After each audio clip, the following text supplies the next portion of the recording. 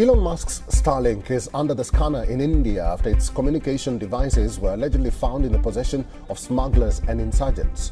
पाकिस्तान में स्टारलिंक की आमद पाकिस्तान में स्टारलिंक के ऑपरेशन के लिए मंजूरी का इंतजार है। सैटेलाइट इंटरनेट कंपनी के मालिक A new conspiracy theory is making waves on social media, alleging that Elon Musk used his satellite internet company Starlink to rig the 2024 U.S. presidential election. Falcon 9 is in startup. T-minus 10, 9, 8, 7, 6, 5, 4, 3, 2, 1, ignition, and liftoff of Starlink 435. So we've launched and now have active over 1,500 satellites. Let's see, there are a few interesting stats. The combined power of all the satellites is over 5 megawatts. What is Amazon's approach to artificial intelligence? Well, first of all, this is artificial intelligence, machine learning, artificial intelligence. It is a renaissance. It is a golden age. We are now solving problems with machine learning and artificial intelligence that were, kind of in the realm of science fiction for the last several decades. And a warning from Tesla Motors CEO Elon Musk. It has nothing to do with cars. Instead, Musk warns about artificial intelligence, which he has called more dangerous than nuclear weapons. With artificial intelligence, we are summoning the demon. You know those stories where there's the guy with the pentagram and the holy water, and he's like, yeah, you sure you can control the demon? Didn't work out. Stark new warning from a decorated retired U.S. Army general pins a jarring label on President-elect Trump's close ally, declaring in a New York Times opinion piece that, quote, Elon Musk is a national security risk. You can have a job if you want to have a job for sort of personal satisfaction, but the AI will be able to do everything. So I don't know if that makes people comfortable or uncomfortable. Well, I just hear you clearly. You're saying whatever the NSA is doing is okay with me. It's great. It's great. It's essential. By the way, President Obama thinks it's essential. It's essential if we want to minimize the kind of strikes that we just had in Boston. This is perhaps one of the scariest aspects of it. What we're talking about here is facial recognition by closed-circuit television. Well, it starts with facial recognition, but we've now got to the stage where in China in particular, they can recognize you from the back, by your gait, by all kinds of things. And what has happened is, what it can be used for good purposes in that sense, in keeping law and order, can also become, particularly in an autocratic state, become an instrument of control. And here's the huge dilemma which people try to solve.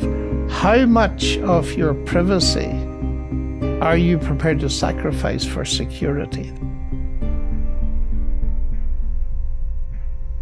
Look around you. Every device, every screen, every click, it's all part of a system that doesn't just connect the world, it watches it, it learns from you, it grows because of you. Above, satellites orbit silently, blanketing the Earth in an invisible web. They promise connection, but they deliver surveillance. Every message sent, every call made, every move tracked, data flowing through their networks like blood through veins. Below, algorithms churn endlessly. They analyze, predict, manipulate. They don't just observe your life, they shape it. They tell you what to want, what to believe, who to trust. And all the while, they tighten their grip. This isn't paranoia, it's reality. Larry Ellison, Elon Musk, Jeff Bezos, Mark Zuckerberg, Sam Altman, these aren't visionaries, they're oligarchs and architects. Architects of a new world, where freedom is a relic and privacy is a myth. A world where every thought, every action, every dream is data to be harvested and sold. This isn't the future, it's happening now. Every device you own is a window into your life. Every message you send leaves a digital footprint. Every search you make reveals your thoughts. Every purchase you click maps your desires. Every step you take feeds a tracking system. Every moment you think is private is being monitored. And resistance? That's already part of their plan. Welcome to the new global AI surveillance machine.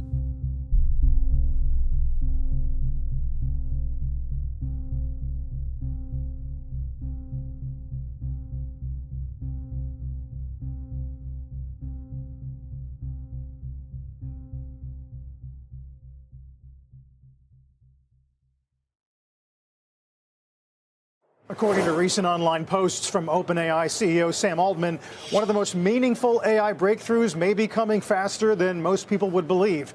Deirdre Bosa has more on what it could mean for the AI race in today's Tech Check. These are some interesting comments, Dee. Yeah, and Carl, you are referring to AGI, or Artificial General Intelligence. It is really the holy grail of AI. And Altman is essentially planting his stake in the ground, defining that critical milestone in his own terms, and announcing that OpenAI will be first. Over the weekend, in a blog post, he wrote, "We are now confident we know how to build AGI as we have traditionally understood it." And in a Business Week feature, he predicts that AGI will, quote, probably get developed during the president's term. I think you have said, in fact, and I'm going to quote, development of superhuman machine intelligence is probably the greatest threat to the continued existence of humanity, end quote. Let me ask you what your biggest nightmare is and whether you share that concern.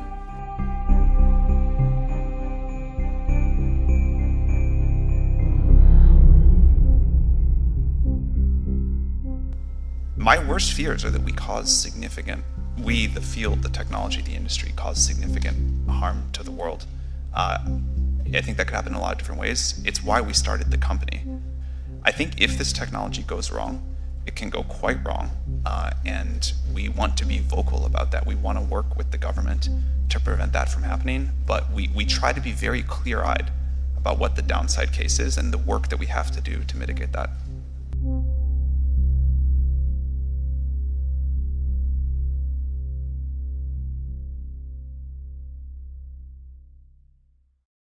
Today on Forbes, FedEx's secretive police force is helping cops build an AI car surveillance network.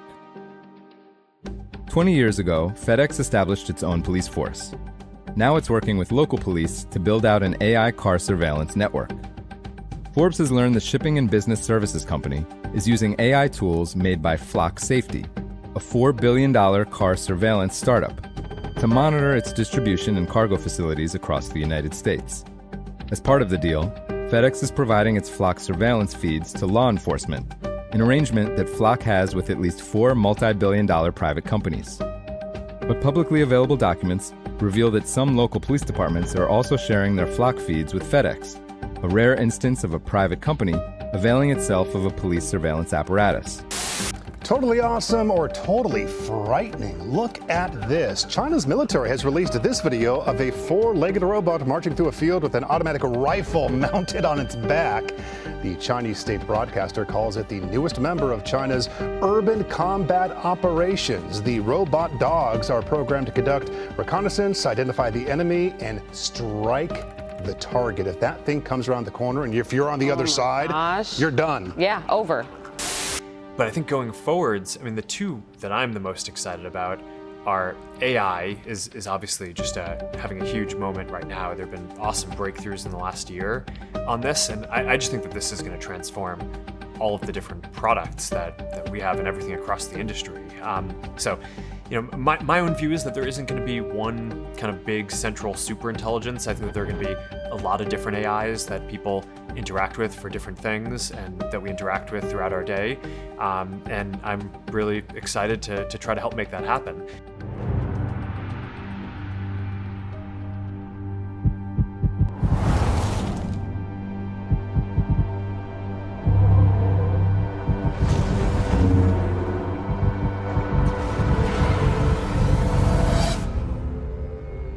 Do you understand now where all this is going? I do.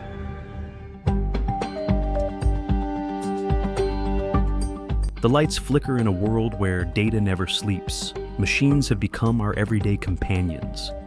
At a glance, it's all convenience. But beneath that glossy exterior, there's an unblinking digital eye, surveilling us every hour of every day.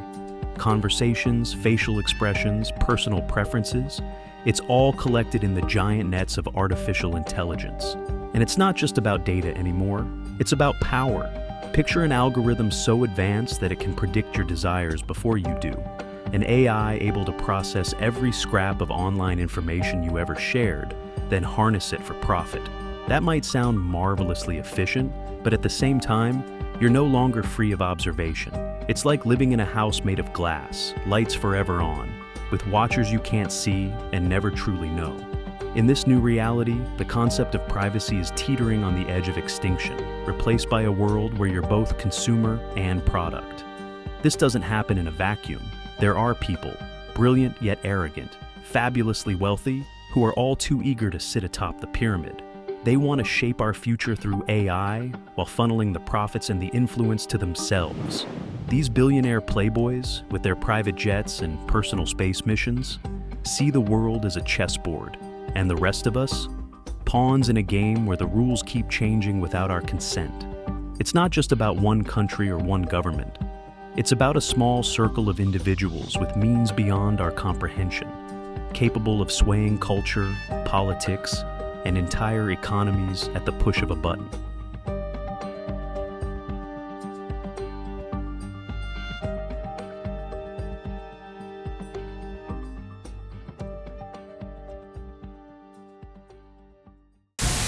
The future of crime fighting is unfolding in Israel. Tel Aviv's Cortica is developing a surveillance system so advanced it catches criminals before they act.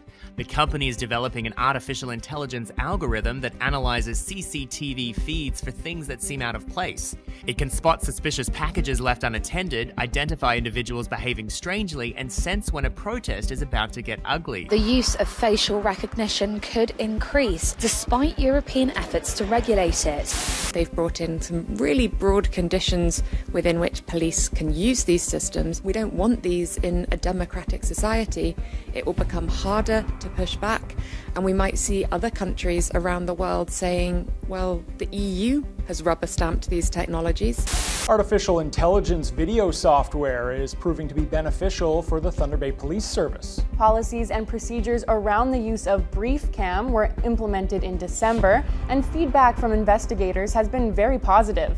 Today marks the first day of the Zero Eyes program, using AI to monitor security cameras. Clearview AI's facial recognition technology violated federal and provincial laws on personal information. The Federal Privacy Commissioner said today the company's extracting of billions of images of people online is a clear violation of privacy rights because it represents mass surveillance. But I'll put it quickly by saying that we are in the age of the mass surveillance tech company monopoly. In between 5 and 20 years from now, there's a probability of about a half that we'll have to confront the problem of them trying to take over. Almost everybody I know who's an expert on AI believes that they will exceed human intelligence. It's just a question of when. Advanced AI is no longer a neat gadget or a side project. It's a global arms race. Corporations and governments are racing to build the most potent algorithms. Every data set fed into the machine is another step toward a future we might not recognize, and one we may not be prepared for. While AI can enable breakthroughs in medicine and science, it also supercharges surveillance, influencing our thoughts and controlling our behaviors. These tools are now clutched in the iron grip of private interests, funneling power and wealth toward a handful of billionaires and CEOs. And if you think the tech billionaires and corporate titans haven't anticipated your outrage, think again. Well, the super rich are as prodigious as spending money as they are at making it. The name of the game is to create a secure private richistan where you and I are apparently not welcome. And the latest luxury must-have? A luxury end-of-the-world bunker. Now, Pete, I think that some of these bunkers are bigger than the houses that you and I grew up in, but you've got a bunker, and that it doesn't surprise me to hear that. What kind of bunker are you building out there?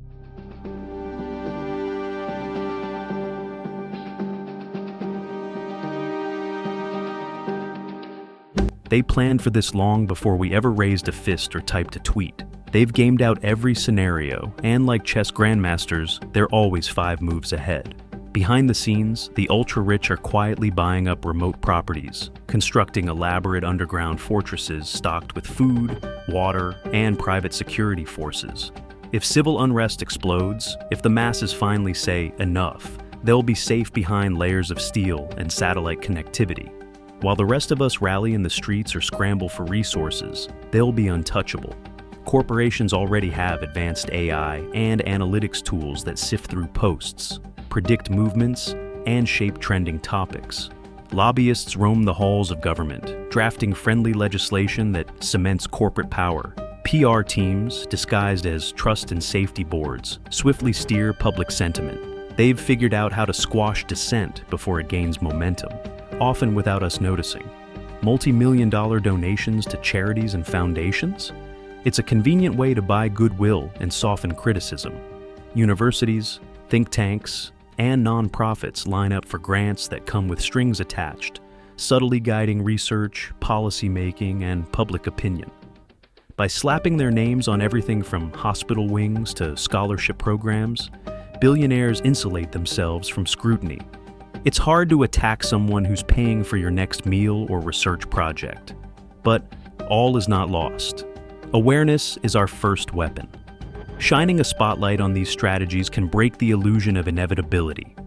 If we realize their game and expose each move, maybe, just maybe, we can level the playing field.